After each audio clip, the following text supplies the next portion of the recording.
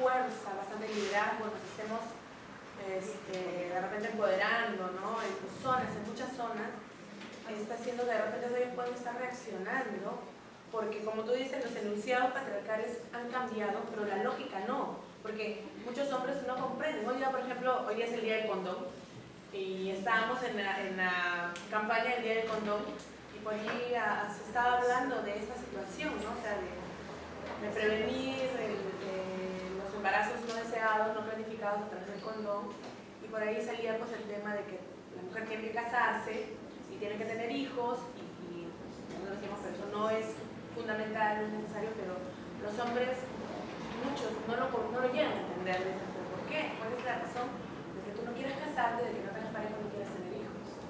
Es algo que realmente no lo entienden, y es real que no lo entienden. Entonces, muchas mujeres tampoco no lo entienden.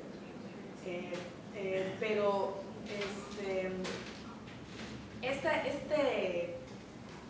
situación de violencia que se está viendo, no solamente a través del abuso sexual en niños, en adolescentes, sino los sicarios, las barras bravas, casi todos están conformados por hombres, ¿no? Por hombres. No vemos muchas mujeres, no decimos que no, pero que de repente están asumiendo un rol más, una masculinidad, ¿no? Ahí una masculinidad como para ponerse al par de repente de los otros, ¿no? O sea, mira, yo creo que la violencia, a ver, yo no sé si hay más o hay menos. Yo creo que hay menos, solamente que ahora se visibiliza más.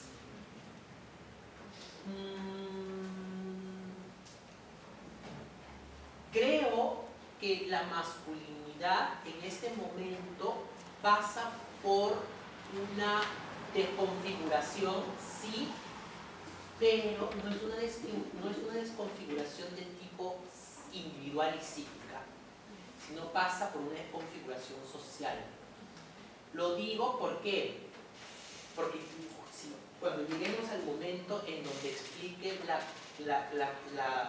masculinidad hegemónica, y ahí nos vaya a enredar seguramente más, les trataré de decir o trataré de explicar cómo la masculinidad hegemónica continuamente converge en la misma persona con masculinidades no hegemónicas. Entonces, ahí va el asunto, ¿no? Es claro, por eso te digo, no caigamos en el enunciado de, claro, es cierto, existe una relación entre crimen y cuerpos masculinos, sin duda, que duda cabe. Las mujeres claramente cometen menos crímenes, mejor dicho. Los que ingresan a los centros penitenciarios son más hombres que mujeres, porque no sabemos quién comete el crimen, porque si no te descubren, no pasa, no eres sujeto de estadística, pero en todo caso, por lo que leemos de las estadísticas de ingreso en los centros penitenciarios y de los procesos judiciales, podemos deducir que los hombres cometen mucho más crímenes que las mujeres, ¿no? Y además las mujeres cometen ciertos crímenes y que no cometen los hombres, ¿no? Y los hombres cometen ciertos crímenes que las mujeres no suelen cometer. Eso es cierto. Pero aquí lo importante es justamente tratar de explicar este tipo de eventos. Por ejemplo, la violencia contra las mujeres es un ejemplo importante, fundamental, ¿no? Y es tratar de entender cómo ocurre esto, cómo el cuerpo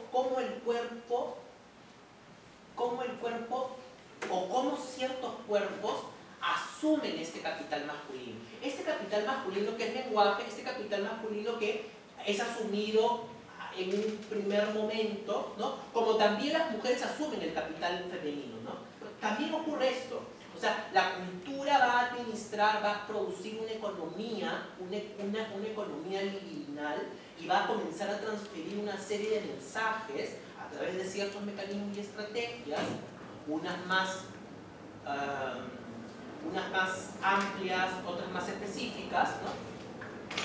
Y es justamente eso lo que va a permitir que en el mismo cuerpo converjan diversas formas.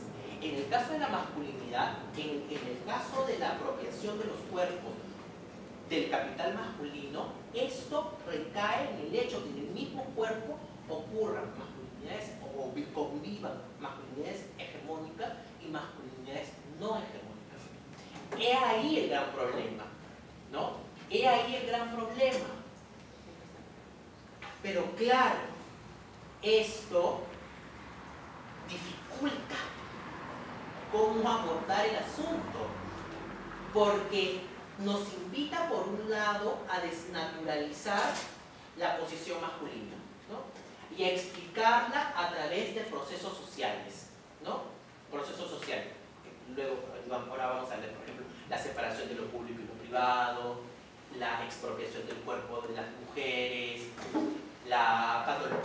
por ejemplo, en el régimen de la sexualidad moderna, la patologización de los deseos homoeróticos y transgeneristas, o sea, un conjunto de herramientas, de estrategias, de dispositivos que la sociedad tiene para justamente realizar esto.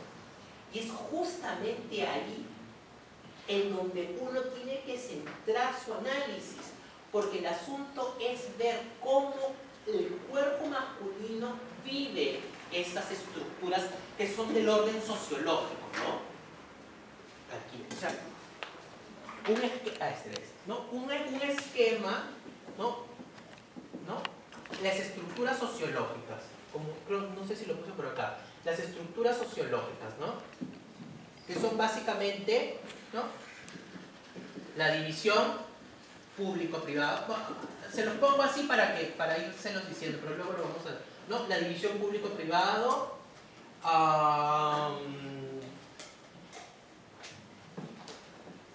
el modo de producción doméstico, ¿no? Que esto es parte del trabajo doméstico, la expropiación del cuerpo,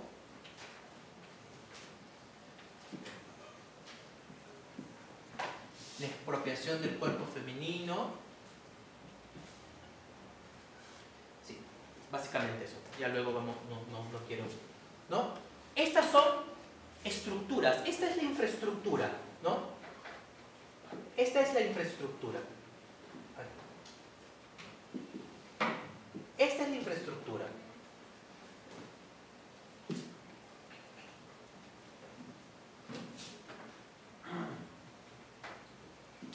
Esta es la infraestructura. Esta infraestructura es la que va a ubicar, ¿no? Esta es la que genera esta malla, ¿no?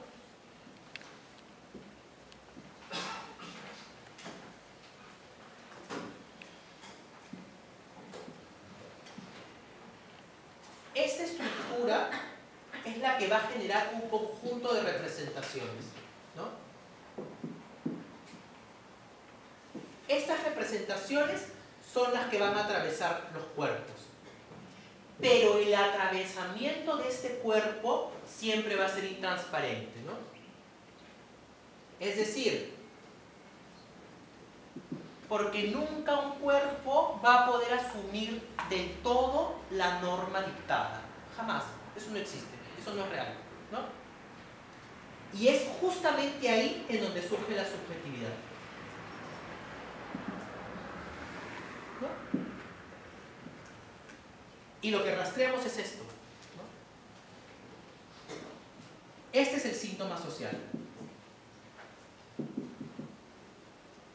Para los que hacen psicología seguramente lo importante será desde una manera más clínica, para los que hacen política pública será a partir de, no sé, la ley de violencia, ¿cómo se llaman los de, Igor, cómo se llaman los que atienden hombres? ¿Cómo se llama? CAI, ¿no? Los CAI. Bueno, ahí cada uno escogerá mejor su... Para los que hacen arte, seguramente como Cristian Bendayán, tal cosa, como Periquito, Fito, no sé cuánto, ¿sí se dan cuenta? Cada uno escoge el terreno en donde va a aplicar esto. Pero digamos, estos elementos que conforman el asunto, la estructura, son básicamente estos, ¿no? Sí. Volvemos a repetir la parte en la que dices, esto es lo que se rastrea. Bueno, se rastrea todo, ¿no? Porque finalmente tú, o sea, lo que sucede es que les doy las múltiples opciones, ¿no? Para los sociólogos, seguramente, ¿no? Para los que hacen sociología, seguramente les interesará, por ejemplo, los modos de producción doméstica, ¿no? Sí, puede ser, ¿no? Salario, la división sexual del trabajo, por ejemplo, ¿no? El trabajo doméstico, ¿no? Por ejemplo, división público y privado, ¿a qué pertenece? A la participación política, a lo que llamamos participación política, ¿no? ¿Cuál es el papel de las mujeres en la sociedad? Si están en la casa o no, si pueden intervenir o no, quiénes intervienen políticamente, los hombres, las mujeres, etcétera, etcétera, ¿no? La expropiación del cuerpo tiene que ver con el ejercicio de la sexualidad, que es un elemento que la sociología feminista ha resaltado desde muy temprano, ¿no? No solamente la sociología feminista, Engels ya decía, ¿no? Que la forma de la subordinación de la mujer había sido a través de el contrato matrimonial, que era una especie de segunda prostitución, ¿no? Sí. Sí, estaba poniéndome a pensar un poco al trato. Hay algo que en estos tiempos se ha exacerbado de manera abundante, que es la experiencia subjetiva de las personas. O sea, yo con mi experiencia individual y el resto no me importa, ¿no? Entonces, con muchos de los conceptos que tú estabas dando acerca de los enunciados, de la lógica de los enunciados, me da mucho la impresión de que se está reformando esta subjetividad del ser, pero no nos están poniendo en contexto de que, o sea, no somos cuerpos. Y yo escucho que mucho repite eso, y el cuerpo, y dentro del cuerpo hay esta diversidad de masculinidades. O sea, no somos cuerpos, somos seres que nos relacionamos con otros seres.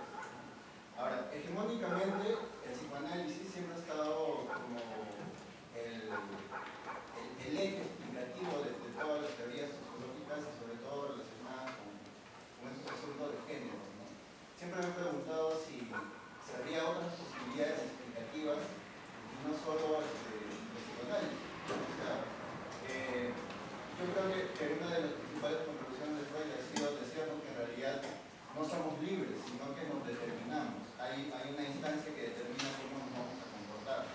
Pero luego la gran mayoría de enunciados que Freud ha lanzado, nunca en ciencias sociales se han tomado el tiempo de tratar de comprobar si en realidad lo que él estaba diciendo era cierto. O sea, validez externa, muchos de los enunciados freudianos no presenta. Pero ¿qué ha pasado? A lo largo de toda la tradición de las ciencias sociales se ha hablado tanto de esto que finalmente hemos terminado creyendo que es así.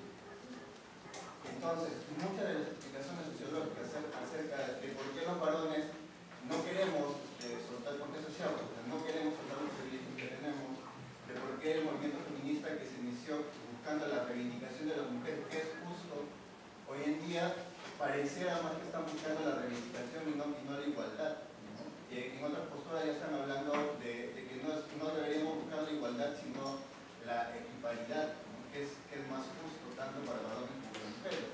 Pero, o sea, muchas de las explicaciones que nos dan acerca de cómo nosotros terminamos comportándonos de la forma como lo hacemos, no tienen un sustento, una validez externa. Ya. Sí, bueno, ese es un debate muy profundo, porque lo que sucede es que el modelo explicativo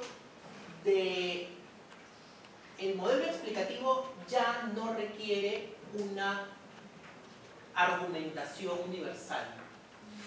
Por tanto, la pretensión científica de darle una explicación total a un comportamiento ya no es un ideal, por decirlo así. Ya no es un imperativo, exacto. Entonces ahí ya, digamos, fijado ese horizonte, ahí hay como diferencias, ¿no? Pero hay otras cosas importantes.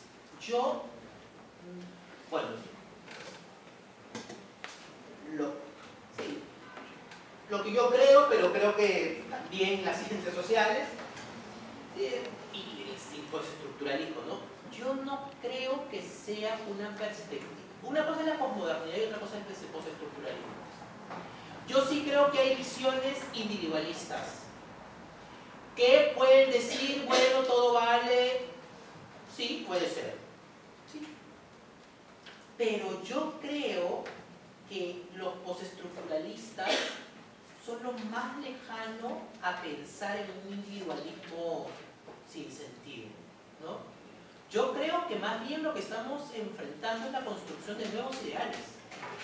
Y ahí está el problema. Hay nuevos ideales, ¿no? Yo no creo, claro, por eso digo, yo no creo, o sea, sí creo que hay un individualismo, pero creo que más bien ese individualismo está dado por el fenómeno,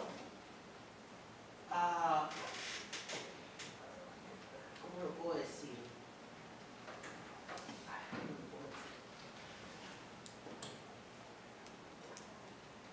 Yo creo que el individualismo contemporáneo está muy caracterizado por lo que la sociología llama fundamentalismo. Lo digo porque creo que desde hace 200 años las sociedades cambian y lo que estamos haciendo como experiencia civilizatoria es cambiar los ideales. No es que estemos dejando ideales, estamos construyendo otros. Es que ahí está el problema. Entonces, por eso yo digo que no creo que estemos ante una sin razón, y ya cada uno haga lo que quiera. No creo que sea así. Pero claro, como estamos construyendo otras formas de ética, sí, pues nos estamos enfrentando a un mundo nuevo, es cierto. Sí, claro que sí. Como cuando Lutero dijo, la experiencia religiosa no está centrada en determinada institución, por ejemplo, y el mundo se quebró en dos. Sí, Lutero, malo. Ya han pasado 500 años, ya está reivindicado. Lo digo esto como para entender que en la historia no hay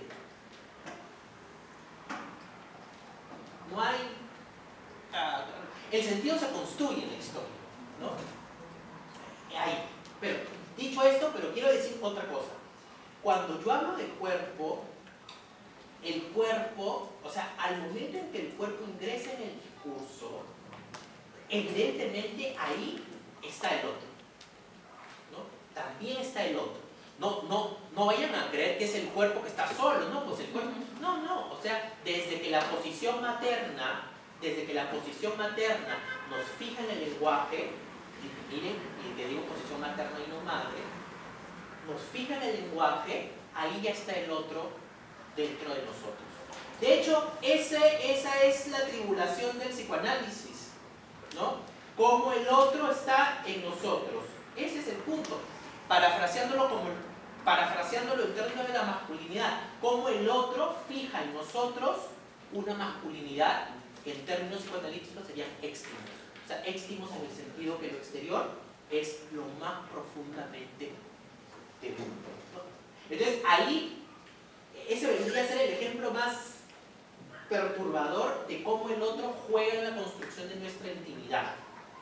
Entonces, claro, el otro siempre está presente porque nosotros solamente somos otro.